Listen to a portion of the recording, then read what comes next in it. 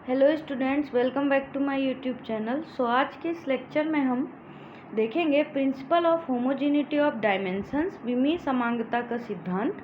कल के लेक्चर में हमने देखा था कि किसी भी भौतिक राशि की विमाओं के बारे में पढ़ा था, dimensions of physical quantities and formula of some physical quantities, dimensional formula of some physical quantities.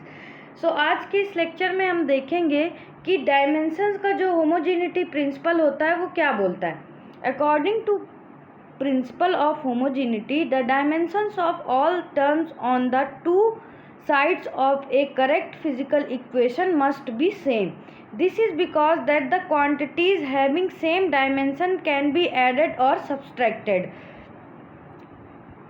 The main use of this principle are: first, to check the correctness of given physical equation, and second one is to the establish a relation between the given physical quantities. So विमीय समांगता के सिद्धांतानुसार किसी भी शुद्ध भौतिक समीकरण के दोनों पक्षों के पदों की विमाएं सदैव समान होती हैं, और ये इसलिए होता है ताकि इन विमाओं को घटाया जा सके या आपस में जोड़ा जा सके। इस सिद्धांत के निम्नलिखित उपयोग हैं। पहला, दिए गए समीकरण की शुद्धता की जांच कर सकते हैं, और दूसरा, भौतिक राशियों का पारस्परिक संबंध ज्ञात कर सकते हैं। सो इस लॉ के अकॉर्डिंग, इस प्रिंसिपल के अकॉर्डिंग, किसी भी फिजिकल क्वांटिटी, किसी भी तरह की कोई इक्वेशन होगा, उस LHS और RHS, उस इक्वेशन के LHS और RHS में सेम डायमेंशन होंगे। जैसे कि बात आती है V = U + AT। अगर हम इसे प्रूफ करें तो हम पाएंगे कि दोनों इक्वेशन के इस इक्वेशन के दोनों LHS और RHS के डायमेंशन दोनों क्या हैं, सेम है। तो अब हम इसके अकॉर्डिंग क्वेश्चन सॉल्व करेंगे। तो इस जो प्रिंसिपल ऑफ होमोजेनिटी है, इस प्रिंसिपल का यूज सबसे ज़्यादा होता है to check the correctness of given physical equation, and second to establish a relation between the given physical quantities. कि इसका यूज़ किया जाता है किसी भी फिजिकल क्वांटिटी या किसी भी इक्वेशन की करेक्टनेस को चेक करने के लिए कि वो इक्वेशन शुद्ध है या नहीं है, मतलब कि उसके LHS और RHS की विमाएं सेम है कि नहीं है। दूसरे, किसी भी डिफरेंट टाइप की फिजिकल क्वांटिटीज़ हैं तो उन दोनों के बीच में रिलेशन फाइंड आउट करने के लिए इस प्रिंसिपल का यूज़ किया जाता है। तो इसे और डिटेल में समझने के लिए बात करते हैं dimensional analysis and its application, विमीय विश्लेषण एवं इसके अनुप्रयोग। तो डायमेंशनल एनालिसिस के एप्लीकेशंस कौन कौन से हैं और ये किस किस जगह पे यूज़ होते हैं, इनके बारे में जानते हैं। तो पहला, जैसे हमने अभी पढ़ा कि प्रिंसिपल ऑफ होमोजेनिटी दो इक्वेशन के उसके लिए यूज़ किया जाता है। जैसे कि बात आती है जब भौतिक राशियों की शुद्धता की जांच करनी हो या विभिन्न भौतिक राशियों के मध्य संबंध स्थापित करना हो। तीसरा, एक पद्धति के मात्रकों को दूसरे पद्धति में बदलना। और चौथा है भौतिक राशियों के मात्रक ज्ञात करना। Followings are the main applications of the dimensional analysis. Dimensional analysis के 4 एप्लीकेशंस हैं जो यूज़ होते हैं इक्वेशन की करेक्टनेस को चेक करने के लिए। दूसरा, किसी भी डिफरेंट टाइप के फिजिकल क्वांटिटीज़ के बीच में रिलेशनशिप इस्टेब्लिश करने के लिए। और थर्ड होता है कि किसी एक सिस्टम ऑफ यूनिट से दूसरे सिस्टम ऑफ यूनिट में कैसे डायमेंशनल एनालिसिस के थ्रू हम चेंज कर सकते हैं। जैसे कि कोई क्वांटिटी दी हुई है, वर्क डन दिया हुआ है 1 जूल, और इसे पूछा है, ये SI यूनिट हो गई, वर्क की SI यूनिट क्या हो गई, जूल हो गई।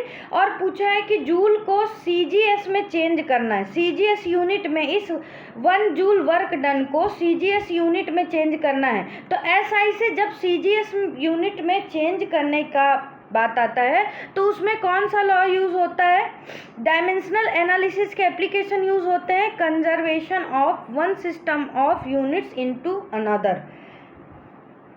तो इसे हम और डिटेल में पढ़ते हैं।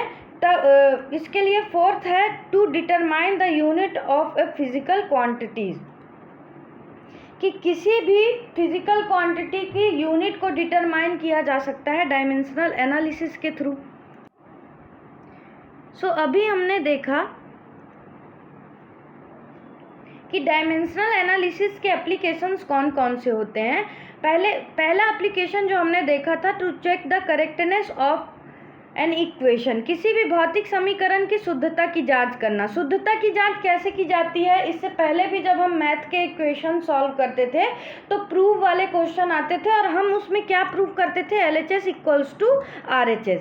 सेम यही काम हमें यहाँ भी करना है, लेकिन हमें इसमें ये देखना है कि LHS के पास जो डायमेंशन है वही RHS के पास है या नहीं। इससे हम चेक कर सकते हैं कि इससे हम किसी भी फिजिकल इक्वेशन की करेक्टनेस को चेक कर सकते हैं। दूसरा एप्लीकेशन आता है to establish relationship between different physical quantities, विभिन्न भौतिक राशियों के मध्य संबंध स्थापित करना।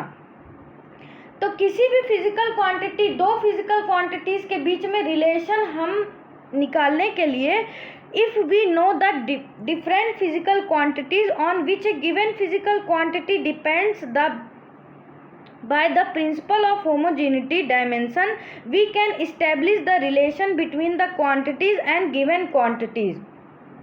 कि प्रिंसिपल ऑफ होमोजेनिटी के थ्रू हम किसी भी different type of physical quantity, अगर हमें पता हो कि वो फिजिकल क्वांटिटी किन किन और फिजिकल क्वांटिटीज़ पे डिपेंडेंट है, तो प्रिंसिपल ऑफ होमोजेनिटी के थ्रू हम ये फाइंड आउट कर सकते हैं, इस्टेब्लिश कर सकते हैं, different type of physical quantities के बीच रिलेशन निकाल सकते हैं।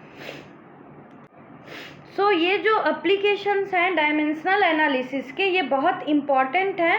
और पॉलीटेक्निक डिप्लोमा फर्स्ट सेम के जब एग्ज़ाम हुए थे, पिछले सेमेस्टर की बात हो रही, पिछले ईयर की बात हो रही है 2023 में, तो उसमें ये इस एप्लीकेशन से to establish relation between different physical quantities से क्वेश्चन न्यूमेरिकल पूछा गया था 6 नंबर का।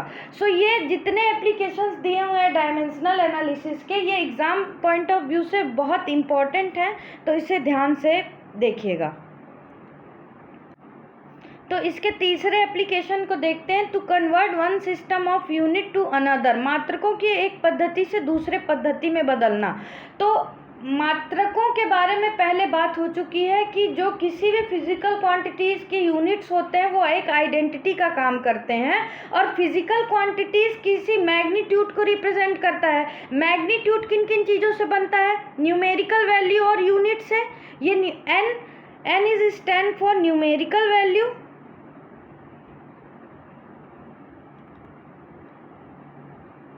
And U is represent unit of physical quantity.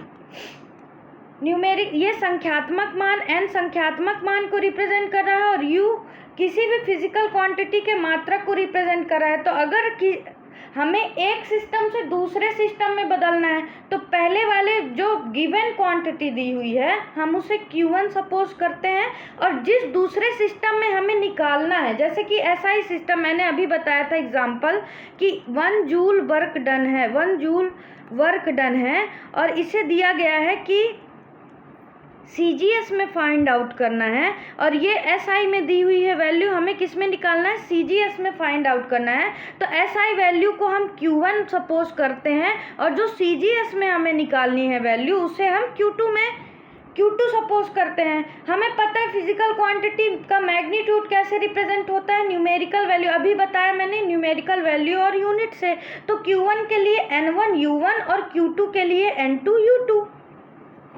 तो यहाँ पे N1U1 जो है ये Q1 के मैग्नीट्यूड को रिप्रेजेंट कर रहा है, और N2U2 जो है वो Q2 के मैग्नीट्यूड को रिप्रेजेंट कर रहा है।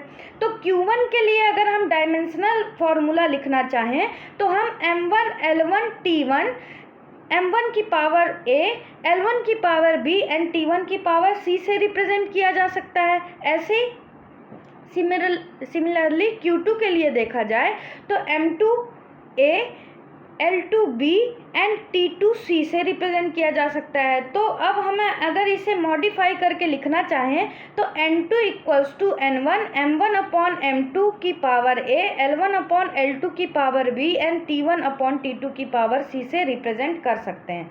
ये बहुत इम्पॉर्टेंट फॉर्मूला है। अगर हमें किसी भी फिजिकल क्वांटिटी को एक सिस्टम ऑफ यूनिट से दूसरे सिस्टम ऑफ यूनिट में चेंज करना है तो हम इस फॉर्मूले के थ्रू यूज़ कर सकते हैं। तो ये फॉर्मूला बहुत इम्पॉर्टेंट है।